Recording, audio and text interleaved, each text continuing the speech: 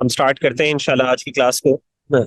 ہم نے اپنے لاسٹ سیشن میں سورسز آف تفسیر کو ہم نے ڈسکس کیا تھا، مصادر تفسیر، تفسیر کے جو مصادر ہیں، سورسز ہیں، یعنی ایک مفسر کن چیزوں کی طرف رجوع کرتا ہے جب اس نے تفسیر کرنی ہوتی ہے۔ اس حوالے سے ہم نے کچھ بیسک مصادر کو پڑھا تھا، جس میں مثال کے طور پہ قرآن اور سنہ، یہ پرائمری سورسز ہیں۔ اس کے بعد ہم نے کہا تھا اس کے بعد اقوال السلف ہے، سلف کے اقوال ہیں، پھر اس کے بعد لغت ہے، عربی لینگویج ہے، عربک لینگویج ہے، اور اس کے بعد ہم نے کہا تھا اسرائیلیات ہے۔ اور اقوال السلف کی جب ہم بات کرتے ہیں تو سلف ہم تین کیٹیگریز کی بات کرتے ہیں، صحابہ کی، تابعین کی، اور اتباع التابعین کی۔ اس حوالے سے انشاءاللہ آگے حدیث آئے گی، آگے بات آئے گی۔ یار بھائیو میں وہاں پہ بیٹھ جاتا ہوں تاکہ آپ کو تنگی نہ ہو، کیا مسئلہ ہو رہا ہے کوئی؟ چلے جی ٹھیک ہے۔ اگر یہ فرسٹ سورس آف تفسیر ہم نے بات کی، اب آئیے بات کرتے ہیں سب سے پہلے قرآن۔ فرسٹ سورس آف تفسیر کیا ہے؟ قرآن مجید۔ یعنی اس کا مطلب کیا ہے؟ میننگ آف تفسیر القرآن بالقرآن، یعنی قرآن مجید کی تفسیر کرنا قرآن مجید کے ساتھ، اس کا کیا مطلب ہے؟ ٹھیک ہے نا، اس کا مطلب یہ ہے تو انٹرپریٹ ون آیا of the Quran with the other. آسان الفاظ ہے، آپ کو سمجھ آ گئی ہوگی کہ قرآن کی تفسیر قرآن سے کرنے کا مطلب ہے کہ قرآن مجید کی کسی ایک آیت کی تفسیر کسی دوسری آیت کے ساتھ کرنا۔ ٹھیک ہے، تو قرآن مجید جو ہے وہ اپنی وضاحت خود کرتا ہے کئی جگہوں پہ، اللہ تعالیٰ نے کئی جگہوں پہ اپنی جو آیات ہیں ان کے معانی خود بیان کیے ہیں، واضح کیے ہیں قرآن مجید کے اندر۔ جیسے کہ مثال کے طور پہ ہمارے سامنے ایک حدیث ہے جس کے اندر اس کی وضاحت ہے۔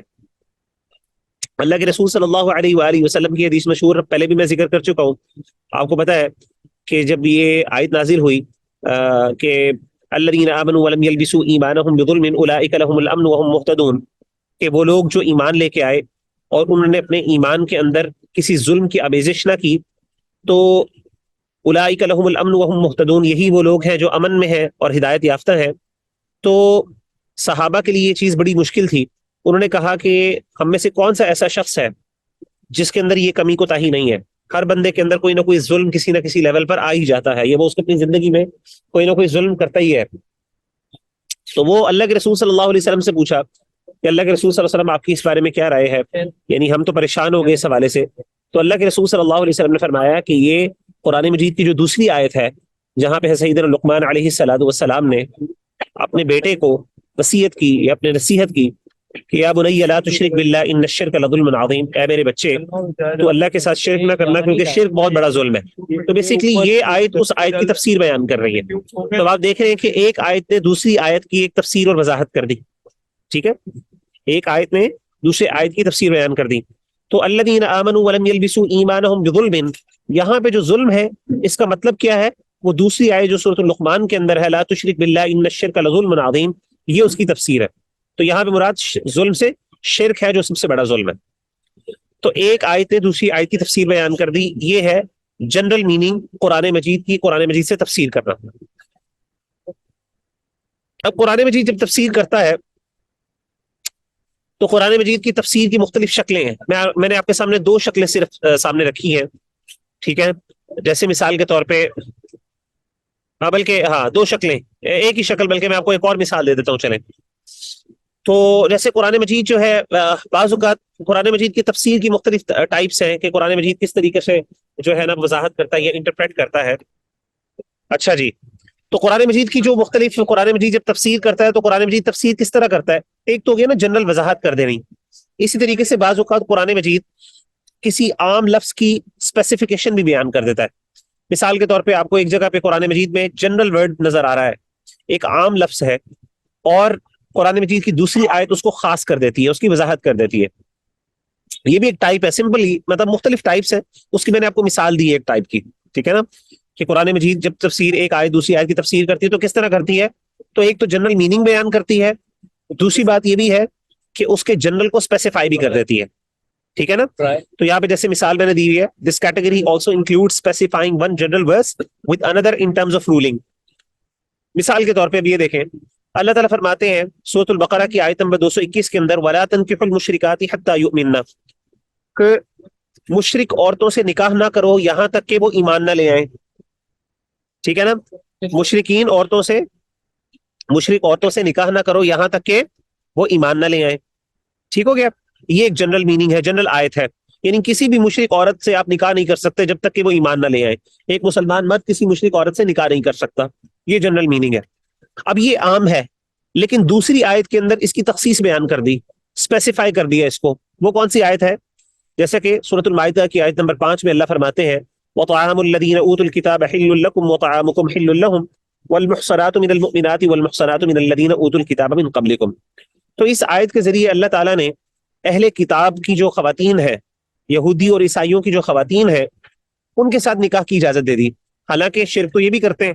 آپ کو پتہ ہے قرآن مجید خود ان کے شرک کا ذکر کرتا ہے. حضرت عیسیٰ علیہ الصلوۃ والسلام کو اللہ کا بیٹا بنایا ہوا ہے، اللہ معاف کرے. اس طریقے سے یہودیوں نے بھی شرک کیا، حضرت عزیر علیہ الصلوۃ والسلام کے حوالے سے، اور بھی ان کی مختلف اقسام ہیں، یعنی ان کی گمراہیاں ہیں، کفر بھی ہے ان کے اندر. تو کہنے کا مطلب ہے لیکن اللہ تعالیٰ نے پہلی آیت جنرل ہے، وہاں پہ ہر قسم کی عورت سے منع کر دیا، لیکن اس آیت کے اندر انہوں نے کچھ کی اجازت کر دی، کچھ کی اجازت دے دی. اور وہ کون سی ہے؟ وہ اہل کتاب کی خواتین ہیں.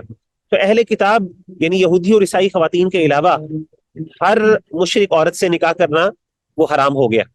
ٹھیک ہے، یہاں تک کہ وہ ایمان نہ لے آئیں. تو اب آپ دیکھ رہے ہیں قرآن مجید ایک آیت کی دوسری آیت سے تفسیر کرتے ہوئے کیا کر رہے ہیں، یعنی قرآن کیا کر رہا ہے، یعنی ایک آیت دوسری آیت کی تفسیر کس طرح کر رہی ہے کہ اس کی جنرل حکم کو، جنرل رولنگ کو اسپیسیفائی کر رہی ہے. اب آتے ہیں جی قرآن مجید کی تفسیر جو ہے، تفسیر القرآن بالقرآن، اس کے 3 ٹائپس ہیں. 3 ٹائپس کا مطلب کیا ہے کہ جب ہم قرآن مجید کی تفسیر کی بات کرتے ہیں تو what do we mean by it؟ ٹھیک ہے، وہ 3 ٹائپس کے ہیں. مثال کے طور پہ ایک یہ ہے کہ ون آیا interpreting the other it self explicitly. ٹھیک ہے، پہلی چیز کیا ہے کہ ایک آیت جو ہے وہ دوسری آیت کو خود بخود واضح طور پہ ایکسپلین کر دیتی ہے.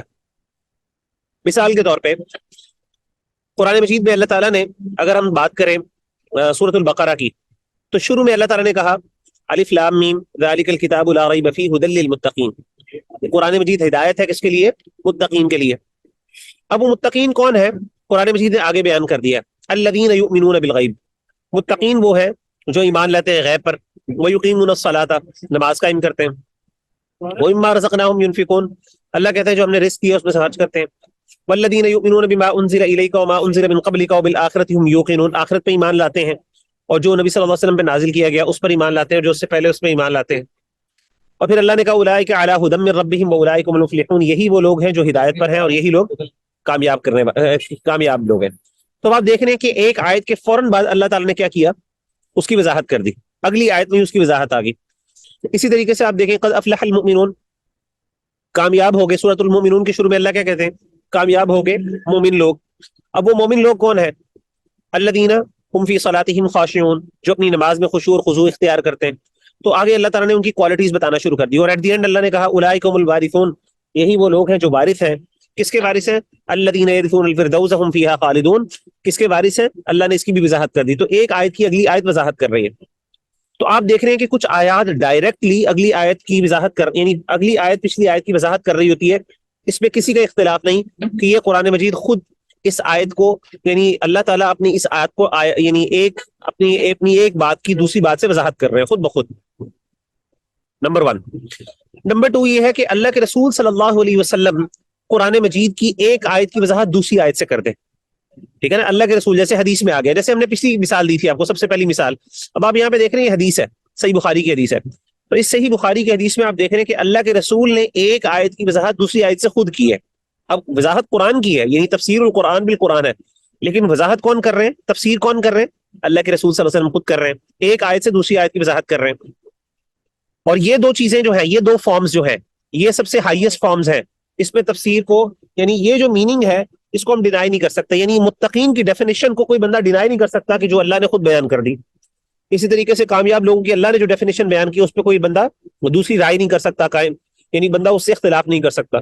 اسی طریقے سے ظلم کی جو ڈیفینیشن اللہ کے رسول صلی اللہ علیہ وسلم نے بیان کر دی سیکنڈ مثال کے طور پہ، سیکنڈ کیٹیگری کے لیے، اس کو بھی کوئی ڈینائی نہیں کر سکتا. These are the highest forms. اب تیسری کیا ہے؟ اب مفسر انٹرپریٹس ون آیا ود دی ادر.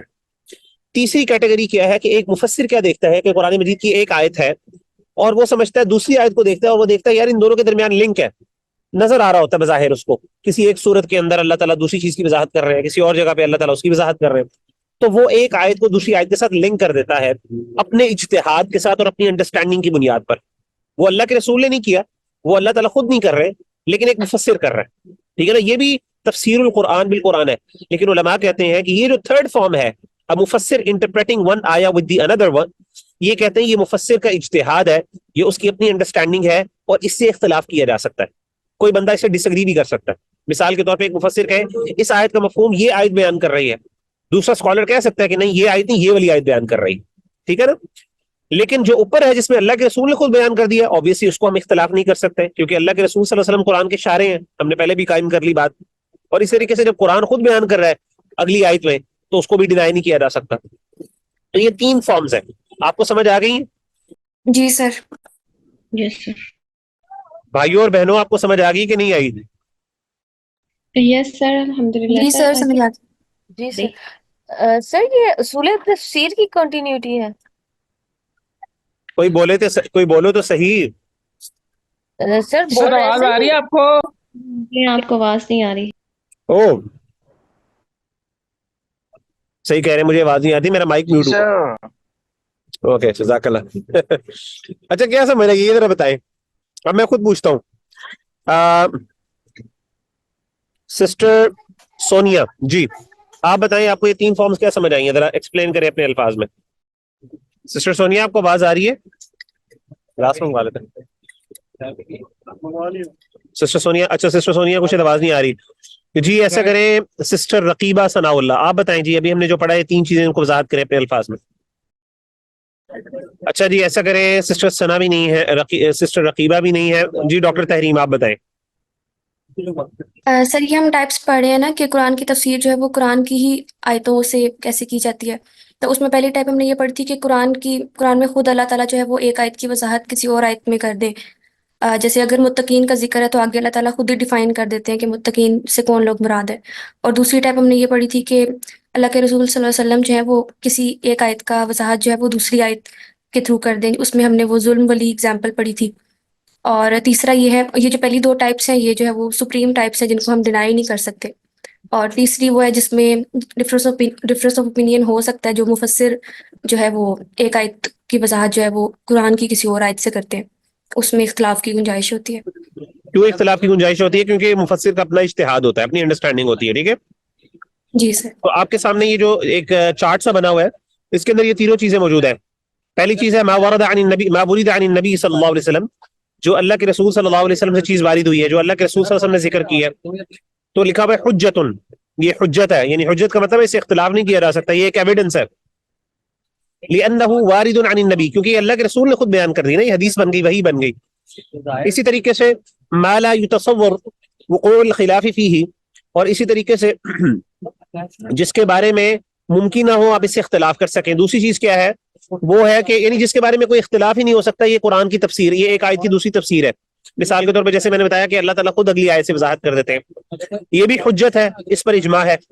اور تیسری چیز ہے تفسیر المفسرین, جو مفسر کی تفسیر ہے کہ وہ قرآن کی تفسیر قرآن سے کر رہے ہیں مفسر, وہ کہہ رہے ہیں لیس حجت, یہ حجت نہیں ہے, یعنی یہ ایویڈنس نہیں ہے, یہ ایک بندے کی ایویڈنس دوسرے کے خلاف نہیں ہو سکتی. لأنہ یعتمد علی الاجتہاد, کیونکہ یہ اجتہاد کے اوپر معتمد ہے. یہ وہی والی بات ہے کہ عربی میں لکھی ہوئی ہے, میں نے آپ کو آسان الفاظ میں انگلش میں بیان کر دی یا اردو میں بیان کر دی. کسی کو سمجھ نہیں آئی تو بھی پوچھ لیں. آگے شیخ صاحب جزاکم اللہ. آگے چلتے ہیں جی. اب اس کی مثال جو ہے obviously میں نے آپ کو مثال پہلے ہی دے دی ہے, جیسے سورۃ البقرہ کی پہلی کی مثال ہے الف لام میم ذالک الکتاب لا ریب فیہ ھدی للمتقین, مثال دے دی. دوسری مثال جس میں اللہ کے رسول صلی اللہ علیہ وسلم نے وضاحت کر دی, ویسے تو ایگزامپل پہلے بھی گزر چکی ہے لیکن ایک اور مثال لے لیں. سالم بن عبداللہ کہتے ہیں, اپنے والد سے روایت کرتے ہیں, اللہ کے رسول صلی اللہ علیہ وسلم نے فرمایا, غالباً صحیح بخاری صحیح مسلم کی حدیث ہے, کہ اللہ کے رسول صلی اللہ علیہ وسلم نے قرآن مجید کی آیت ہے نا, ان اللہ عنده علم الساعة وينزل الغیث ويعلم ما في الارحام مفاتيح الغیب, قرآن مجید میں اللہ تعالیٰ نے کہا وعنده مفاتيح الغیب لا يعلمها الا هو, کہ اللہ کے پاس غیب کی کنجیاں ہیں اور اللہ کے سوا ان غیب کی کنجیوں کو کوئی نہیں جانتا. یہ حدیث ہے, یہ آیت ہے سوری. تو اللہ کے رسول صلی اللہ علیہ وسلم نے اس آیت کی تفسیر کیا بیان کی, آپ نے فرمایا قال مفاتيح الغیب, آپ نے فرمایا کہ مفاتيح الغیب خمس, جو اللہ نے کہا ہے کہ غیب کی چابیاں اللہ کے پاس ہے, کنجیاں اللہ کے پاس ہے, اور اللہ کے علاوہ ان کو کوئی نہیں جانتا. آپ صلی اللہ علیہ وسلم نے صحیح بخاری کی حدیث میں فرما دیا کہ وہ غیب کی کنجیاں کون سی ہیں. آپ نے 5, آپ نے قرآن کی آیت بیان کر دی آگے بجائے خود بتانے. آپ نے کہا 5 ہے. وہ کیا ہے؟ ان اللہ عنده علم الساعہ، پہلی چیز ہے اللہ کے ہاں علم الساعہ ہے، قیامت کے دن کا علم. وَيُنَزِّلُ الْغَيْثَ، بارش کے دن، بارش کب ہوگی، بارش کے بارے میں. وَيَعْلَمُ مَا فِي الْأَرْحَامِ، اسی طریقے سے ماؤں کے پیٹوں میں کیا ہے. وَمَا تَدْرِي نَفْسٌ مَاذَا تَكْسِبُ غَدًا، اور یہ بھی کہ ایک بندے نے کل کیا کیا کرنا ہے، کیا کمانا ہے، کیا حاصل کرنا ہے. وَمَا تَدْرِي نَفْسٌ بِأَيِّ أَرْضٍ تَمُوتُ، اور اس طریقے سے کوئی جان یہ نہیں جانتی کہ اسے کہاں پہ مرنا ہے. ان اللہ علیم الخبیر، اللہ جاننے والا خبر رکھنے والا ہے. تو اگر کوئی بھی بندہ پوچھ سے آپ سے کہ مفاتیح الغیب اللہ نے قرآن مجید کی ایک آیت بیان کی ہے، اس سے مراد کیا ہے، تو یہ دوسری آیت ہے، وہ وضاحت کر رہی ہے. اب یہ دوسری آیت کس نے بتایا؟ اللہ کے رسول نے خود بتا دیا. اب اگر ایک مفسر بیان کر دیتا، تو وہ ہمارے لیے حجت نہ ہوتا ہے، لیکن اب یہ ہمارے لیے حجت ہے. اب آتے ہیں جی، دوسری فارم ہے انٹرپریٹنگ دا قرآن، یعنی انٹرپریٹنگ دا قرآن وتھ سنہ. آپ نے پہلے کہا تھا پہلا مصدر ہے قرآن، دوسرا ہے سنت. اب ہم آتے ہیں سنت پہ. قرآن مجید کے حوالے سے آپ کو موٹی موٹی چیزیں میں نے بتا دی. اب جب ہم بات کرتے ہیں سنت کے حوالے سے، there are 2 forms. سنت کی 2 ٹائپس ہیں. قرآن مجید کی تفسیر سنت سے جب کی جائے تو اس کی 2 ٹائپس ہیں. ایک ٹائپ کون سی ہے؟ جس میں اللہ کے رسول صلی اللہ علیہ وسلم ڈائریکٹلی خود قرآن مجید کی تفسیر بیان کر دیں، خود اس کا معنی یا میننگ وضاحت کر دیں، واضح کر دیں. اور ایک یہ ہے انٹرپریٹیشن، ایک ہے دا پروفیٹک انٹرپریٹیشن. یہ ذرا الفاظ امپورٹنٹ ہے، ذرا اس کو سنیں. دا پروفیٹک انٹرپریٹیشن ہے ایک direct interpretation by the prophet صلی اللہ علیہ وسلم، اور دوسری ہے انٹرپریٹیشن تھرو سنہ، انڈائریکٹ انٹرپریٹیشن بائی پروفیٹ سنہ. یہ دونوں میں فرق کیا ہے، کوئی بتا سکتا ہے؟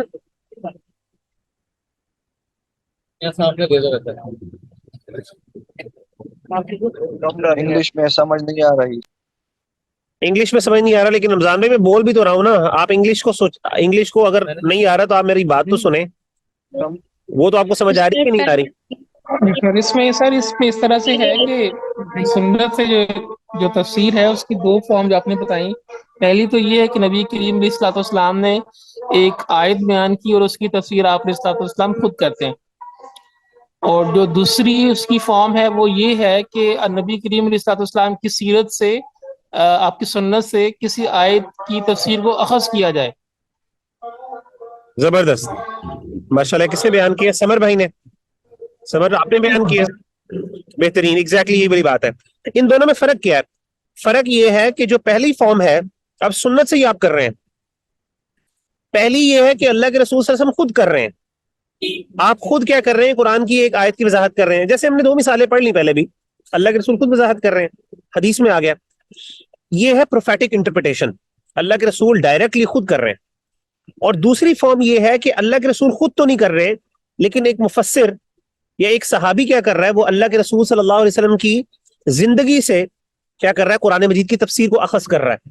تو قرآن مجید کی ایک آیت ہے، آپ کو نظر آ رہی ہے، ایک محدث کو نظر آتی ہے، ایک مفسر کو نظر آتی ہے، اچھا فلاں حدیث جو ہے وہ اس کی وضاحت اچھی کر رہی ہے، تو وہ کیا کرتا ہے، وہ اس حدیث کو کوٹ کر دیتا ہے. اب وہ اللہ کے رسول نے صلی اللہ علیہ وسلم نے ڈائریکٹلی خود وضاحت نہیں کی، لیکن اس کی جو نالج اور اس کی انڈرسٹینڈنگ اور اس کا جو مطالعہ تھا، اس کی روشنی میں اس نے کیا کیا، اس کی وضاحت کر دی. تو جو پہلی فارم ہے تفسیر کی ظاہرہ سنت کی، وہ حجت ہے، اس سے اختلاف نہیں کیا جا سکتا، کیونکہ وہ اللہ کے رسول نے خود کر دی، کیونکہ اللہ کے رسول ڈائریکٹلی اس کی انٹرپریٹیشن کر رہے ہیں. اور دوسری فارم کیا ہے، جو مفسر کر رہا ہے، جو اللہ کے رسول صلی اللہ علیہ وسلم کی سنت سے اخذ کر رہا ہے، تو ظاہر ہے دس از فرام ہز اجتہاد، تو یہ چیز حجت نہیں ہے. جیسے ہم نے قرآن کے حوالے سے ذکر کیا تھا، تو قرآن مجید کی 3 فارمز ہم نے ذکر کی تھیں تفسیر کی، 2 حجت ہے، 1 حجت نہیں. یہاں پہ اس کی 2 فارمز ہیں، 1 حجت ہے، 1 حجت نہیں ہے. سمجھ آ گئی؟ اب میں اس میں جی ام کلثوم جی بتائیے. اس میں یہ بھی ہو سکتا ہے کہ صرف علماء ہی اس کی بیان کریں انٹرپریٹیشن، صحابہ بھی تو بیان کر سکتے ہیں، یعنی اس دور میں صحابہ نبی صلی اللہ علیہ وسلم کے عمل کو دیکھ کے. تو جی صحابہ بھی بیان کریں، صحابہ بھی بیان کریں، بالکل ایسا ہی ہے. چاہے کوئی صحابی بیان کر دے، چاہے وہ بھی بیان کر دے. جی حجت نہیں. اچھا، جو صحابی حجت نہیں ہوگی. ہاں، یہ بہت اچھا سوال آپ نے کیا. اب دیکھیں اگر صحابی کرتا ہے نا تو صحابی کے بارے میں دو ٹائپس ہیں. صحابی کی کچھ تفاسیر حجت ہوتی ہیں اور کچھ تفاسیر ہوتی ہیں حجت نہیں ہوتی. علماء کہتے ہیں کہ صحابی، اصل میں یہ بحث ہے کہ صحابی کی جو تفسیر ہے کیا وہ مرفوع حکمی ہے، یعنی کیا وہ حدیث کے حکم میں آتی ہے کہ نہیں آتی. یہ ایک بہت بڑی بحث ہے، کیونکہ ہم نے پہلے بھی مقدمہ قائم کیا نا کہ صحابہ ڈائریکٹلی اللہ کے رسول سے تفسیر سیکھتے تھے. تو باقاعدہ ہمارے ہاں ایک اسکول آف تھاٹ ہے علماء کا، یعنی علماء کے ہاں، ہمارے ہاں تو نہیں، یعنی علماء کے ہاں، بڑے علماء کے ہاں، وہ یہ بحث کرتے ہیں کہ صحابی کی جو تفسیر ہے کیا وہ حدیث کے حکم میں ہے کہ نہیں. اس کو کہتے ہیں مرفوع حکمی. مرفوع کا مطلب ہے اللہ کے رسول صلی اللہ علیہ وسلم کی حدیث، کیا وہ اس حکم میں ہے کہ نہیں. یعنی بظاہر صحابی یہ تو نہیں کہتا کہ میں نے اللہ کے رسول سے سنا ہے، لیکن کیا ہم اس کو اللہ کے رسول کی حدیث کنسیڈر کر سکتے ہیں کہ نہیں کر سکتے، کیا وہ اس لیول کی ہے کہ نہیں ہے. تو علماء نے اس میں مختلف آراء ہیں. تو اس کے اندر جو صحیح رائے ہے وہ یہ ہے کہ کچھ چیزوں کو ہم کر سکتے ہیں، کچھ چیزوں کو نہیں کر سکتے. اب کیسے فرق کریں گے؟ علماء کہتے ہیں کہ ہر وہ صحابی کی تفسیر جس کے اندر یہ شبہ پیدا ہو جائے کہ یہ صحابی نے اپنے اجتہاد سے بات کی ہے، اپنی انڈرسٹینڈنگ سے بات کی ہے، اور اس کی مثال کے اس سے کیسے پتا چلے گا؟ جب دوسرا صحابی اس سے اختلاف کر رہا ہوگا، ٹھیک ہے نا. ڈیفینیٹلی تو آپ کو پتا چلے گا اچھا یہ ان کی اپنی انڈرسٹینڈنگ ہے. تو ایسے موقع پر ہم اس کا وہ حجت نہیں، پھر وہ ایسے ہی ہے جیسے کہ ایک کسی مفسر کی تفسیر ہے. لیکن ظاہر ہے ایک مفسر کی تفسیر سے وہ بہتر اس لیے کیونکہ اس کا علم، اس کی فراست، اس کی انڈرسٹینڈنگ صحابی کی، اور جس طریقے سے اس نے اسباب نزول کو دیکھا سارا کچھ، تو ظاہر ہے اس کا ایک لیول اپنا ہے. لیکن بہرحال اسے اختلاف کیا جا سکتا ہے، ایٹ دی اینڈ جتنی مرضی اہم ہو اسے اختلاف کیا جا سکتا ہے. لیکن ایک صحابی کی تفسیر ایسی ہوتی ہے جس کے اندر صاف پتہ چل رہا ہوتا ہے کہ صحابی اپنے اجتہاد سے بات نہیں کر سکتا. مثال کے طور پہ کوئی غیب کا معاملہ ہو، غیب کا معاملہ ہونا، کوئی قیامت کے بارے میں، قبر کے بارے میں صحابی کوئی بات بتا رہا ہے، اور صحابی بے شک یہ نہ کہے کہ اللہ کے رسول نے یہ کہا ہے، لیکن جب صحابی یہ بتا رہا ہے تو وی کین اسیوم کہ یہ چیز کیا ہے، یہ اللہ کے رسول صلی اللہ علیہ وسلم سے انہوں نے سن کے ہی کہی ہے، کیونکہ صحابی جھوٹ نہیں بول سکتا، وہ اپنی طرف سے بات نہیں کر سکتا، کیونکہ یہ چیز اجتہاد کی بنیاد پہ نہیں کہی جا سکتی.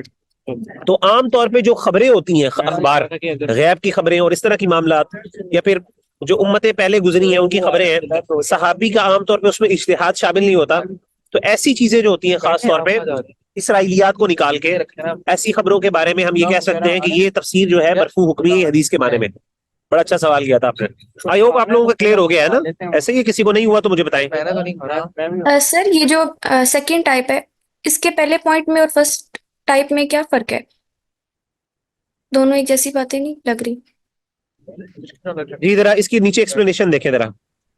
The first form refers to the interpretation of the Prophet sallallahu alaihi wasallam who explains the ayah of the Quran either by directly mentioning the ayah or simply by indicating towards it. تو یہاں پہ تفسیر کون کر رہا ہے؟ یہاں پہ تفسیر کر رہے ہیں اللہ کے رسول صلی اللہ علیہ وسلم ڈائریکٹلی.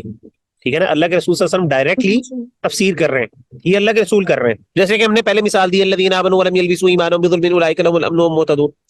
اسی طریقے سے ہم نے وعنده مفاتیح الغیب کی مثال دی. اب یہاں پہ اللہ کے رسول کیا کر رہے ہیں؟ خود ایکسپلینیشن کر رہے ہیں نا. ٹھیک ہے. اچھا ایک یہ ہے، دوسری کیا ہے؟ انٹرپریٹیشن تھرو سننا. اللہ کے رسول خود نہیں کر رہے، یہ ایک مفسر کر رہا ہے. The second form refers to the interpretation of a مفسر. اس کو ہائی لائٹ ہونا چاہیے. یہ سیکنڈ سمجھ آ گیا. یہ جو سر پہلی ٹائپ ہے نا، یہ میں کہہ رہی ہوں، یہ 2 فارمز میں ہم نے جو پہلی فارم پڑھی ہے اس میں بھی یہی نہیں ہے کہ ڈائریکٹلی رسول اللہ صلی اللہ علیہ وسلم کر رہے ہیں، جو فرسٹ ٹائپ ہے. اچھا یہ بات کر رہی ہیں تفسیر القرآن بالقرآن. نہیں اسی میں پہلا والا پوچھ رہی ہوں. تفسیر القرآن بالقرآن اور یہ دونوں آپس میں اوور لیپ کرتی ہیں کچھ جگہوں پہ. تفسیر القرآن بالقرآن کی ایک جی بتائیے. جی میں سننا والے میں ہی پوچھ رہی ہوں. یہ جو مطلب یہی جو ابھی جو سلائیڈ آپ نے نکالی ہے، نہیں یہ فرق نا.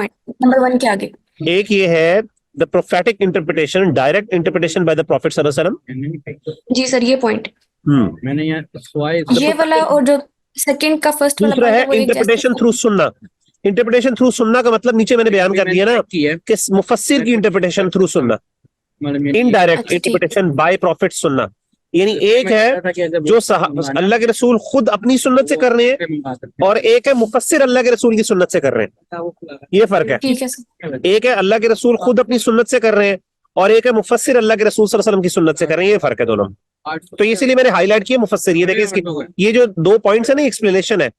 یہ پہلا پوائنٹ کی ایکسپلینیشن، یہ پہلی ایکسپلینیشن ہے، اور یہ دوسرے کی دوسری ایکسپلینیشن ہے. اچھا سر یہی مجھے کنفیوز ہو رہا تھا کہ یہ پہلا پوائنٹ اور پہلی ایکسپلینیشن یہ تو سیم باتیں ہیں. ٹھیک ہے یہ اسی لیے میں نے نیچے وضاحت کر دی نا. یہ دیکھیں ٹھیک ہے سر، یہ میں نے ہائی لائٹ کر دیا. یہ فرق ہے دونوں میں. تو پہلا پوائنٹ یہ پہلے کے بارے میں ہے اور دوسرا پوائنٹ دوسرے کے بارے میں. Okay sir. چلیں جی.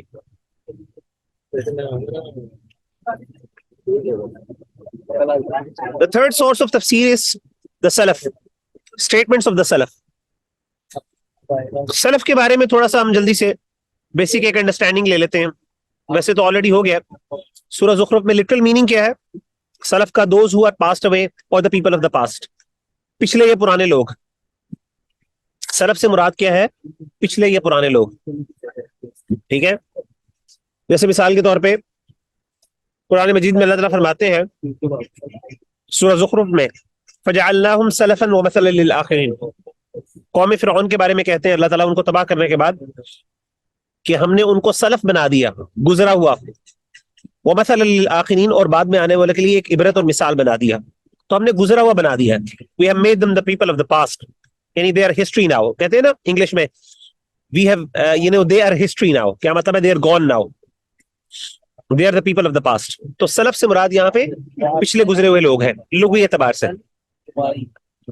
جنرلی جب ہم لٹرل میننگ میں لٹرری میننگ میں لیتے ہیں, یعنی ٹرمینولوجیکل میننگ میں لیتے ہیں سلف کو, تو اس سے مراد پہلے 3 جنریشنز ہوتی ہیں جیسے میں نے آپ کو بتایا. اور اس کی بنیاد یہ حدیث ہے اللہ کے رسول صلی اللہ علیہ وسلم کی بہترین سامنے حدیث آپ کے سامنے آ رہی ہے. آپ صلی اللہ علیہ وسلم نے فرمایا خیر الناس قرنی, لوگوں میں سے بہترین زمانہ میرا زمانہ ہے. ثم الذین یلونہم, پھر تمہارے بعد جو اس کے بعد آئے. ثم الذین یلونہم, پھر جو ان کے بعد آئے. ثم یجیء من بعدہم قوم تسبق شہادتہم ایمانہم و ایمانہم شہادتہم ایمانہم و ایمانہم شہادتہم. تو آپ صلی اللہ علیہ وسلم نے فرمایا کہ اس کے بعد ایسی قوم آئیں گی جو اپنی شہادت اور اپنی قسموں کے بارے میں پرواہ نہیں کریں گے, ان کے بارے میں غیر محتاط ہو جائیں گے. اچھا, اب اللہ کے رسول صلی اللہ علیہ وسلم نے 3 جنریشنز کا ذکر کیا کہ بہترین جنریشنز یہ ہیں. اور علماء نے کہا کہ اس کے بعد فتنے بہت زیادہ پھیل گئے تھے, اس کے بعد مسائل پیدا ہو گئے, لوگوں نے اللہ معاف کرے دین کو بہت زیادہ بگاڑنا شروع کر دیا. پہلی 3 جنریشنز تک خیر باقی رہی.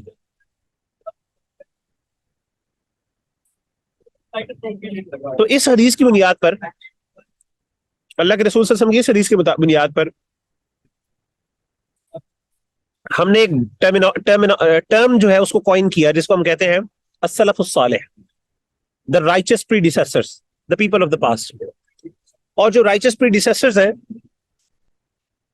اس کو ہم نے righteous کیوں کہا؟ کیونکہ obviously اس دور کے اندر یہ نہیں کہ سارے ہی اچھے لوگ تھے, کچھ لوگ برے بھی تھے, لیکن اچھے لوگ بھی بہت زیادہ تھے, خیر غالب تھی, فتنے کم تھے جنرلی, خاص طور پہ دین کے معاملے میں. اگرچہ لڑائیاں ہوئی تھیں, جنگیں ہو رہی تھیں, لیکن جیسے کہتے ہیں نا دین کے معاملے میں لوگوں کے ہاں کلیئرٹی موجود تھی اور لوگ فتنوں کا زیادہ شکار نہیں تھے انڈرسٹینڈنگ کے حوالے سے.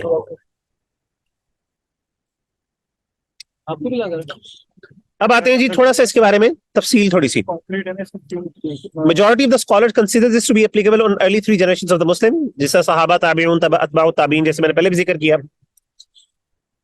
اب یہ جو پہلی 3 جنریشنز ہیں یہ کب ختم ہوتی ہیں اس کے بارے میں ہمیں تھوڑا سا پتہ ہونا چاہیے کہ پہلی 3 جنریشن کی جب ہم نے بات کی تو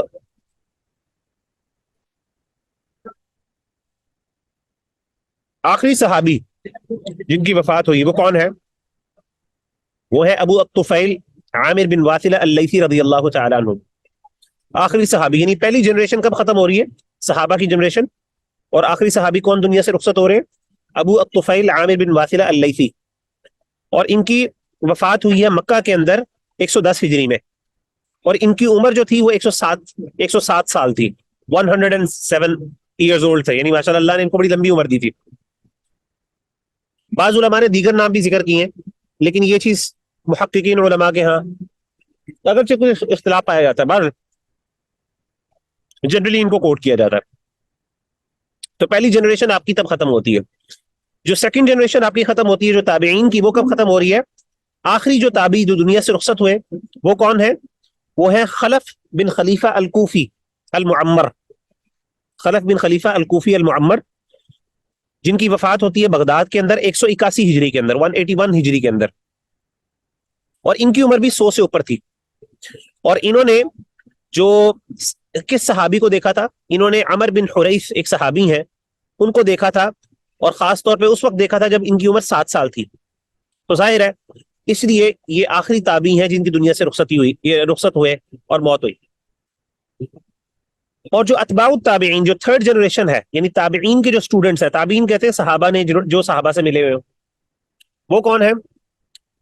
آخری الحسن بن عرفہ العبدی البغدادی، ٹھیک ہے نا. اور توفی فی سامرہ، یہ سامرہ ایک علاقہ ہے عراق کا، ایک سٹی ہے سامرہ، یہ وہاں پہ ان کی ڈیتھ ہوئی تھی، اور ان کی ڈیتھ ہوئی تھی 257 ہجری میں، ٹھیک ہے، 257 ہجری میں ان کی ڈیتھ ہوئی تھی. اور انہوں نے جو آخری تابعی تھے خلف بن خلیفہ جن کا ہم نے ذکر کیا ہے، ان کو انہوں نے دیکھا تھا، ان سے انہوں نے روایت کی ہے، ٹھیک ہے نا. کوئی جگہ ہے. اور ان کی جب وفات تھی نا وہ 110 ہجری تھی، ان کی جو عمر تھی 110 تھی جب یہ دنیا سے رخصت ہوئے، یعنی 100 اوپر اللہ نے ان کو بڑی لمبی لمبی زندگی عمریں دی تھی. ظاہر آپ کو پتا کچھ لوگ ہوتے ہیں جو 100 سے اوپر چلے جاتے ہیں. اسٹیشن کے اندر اسی طریقے سے ہمارے ہاں ایک ٹرم استعمال کی جاتی ہے متقدمین کی متاخرین کی. ریڈ اسٹیشن ہے نا. ہمارے ہاں کلاسیکل اسکالرز جو ہے نا ان کو کہتے ہیں متقدمین پرانے، اور ایک ہے متاخرین بعد میں آنے والے. ہمارے ہاں یہ اکیڈیمک ٹرمز استعمال کی جاتی ہیں. فقہ کی کتابوں میں آپ دیکھیں گے، آپ نے ایون اپنے اساتذہ سے سنا ہوگا، وہ کہتے ہیں متقدمین کے ہاں یہ رائے ہے، یہ متاخرین کے ہاں یہ رائے ہے. متقدمین کے ہاں یہ رائے ہے اور متاخرین کے ہاں یہ رائے ہے، تو یہ کہتے ہیں. تو متقدمین سے مراد کون ہے، متاخرین سے مراد کیا ہے؟ عام طور پہ یہ ٹرمز ہوتی ہیں. متقدمین سے مراد کلاسیکل اسکالرز ہیں، پرانے اسکالرز، اور متاخرین کے بعد میں آنے والے. تو امام الذہبی رحمہ اللہ تعالیٰ عنہ فرماتے ہیں کہ 300 ہجری اس کے بعد یہ وہ ڈیوائڈنگ لائن ہے بٹوین متقدمین اور متاخرین، یعنی جو 300 ہجری سے پہلے وفات پائے ہیں جنہوں نے، وہ متقدمین ہے، جو بعد میں جنہوں نے وفات پائی ہے وہ لوگ کون ہیں، وہ متاخرین. تو انہوں نے یہ ڈیوائڈنگ لائن بیان کر دی. تو یہ کچھ ٹرمز ہیں، اس کو آپ ذہن میں رکھیے گا انشاءاللہ. تو اب آگے انشاءاللہ ہم اگلے سیشن کے اندر بات کریں گے تفصیل سے کہ جی متقدمین کون ہوتے ہیں، متاخرین کون ہوتے ہیں. اور یہ تو ہم نے ویسے بات کر لی. جنرلی ہم بات کریں گے ان کی تفسیر کے حوالے سے کہ ان کی تفسیر جو ہے وہ اس کی کیا حیثیت ہے اور اس کے کس پرسپیکٹو سے ہم انشاءاللہ بات کریں گے ساری تفصیلات. تو اگلی کلاس کے اندر انشاءاللہ اس کو کور کریں گے.